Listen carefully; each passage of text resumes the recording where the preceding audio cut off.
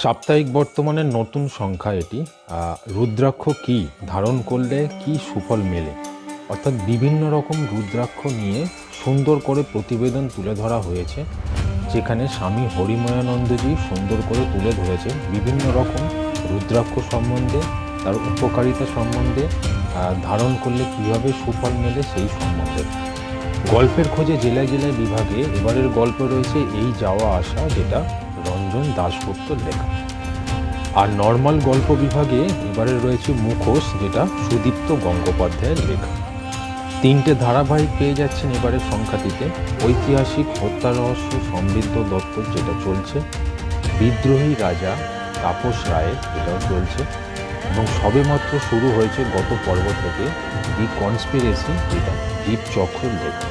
তো তাহলে এবারে সাপ্তাহিক বর্তমানটা যদি পছন্দ হয় কিনে ফেলুন। 10 টাকা মূল্য পত্রিকাটা, এবং বর্তমান প্রকাশনার এটি পত্রিকা প্রত্যেক সপ্তাহে একটা করে প্রকাশিত হয়। তো এবারের সংখ্যাটা আপনাদের সামনে নিয়ে এলাম।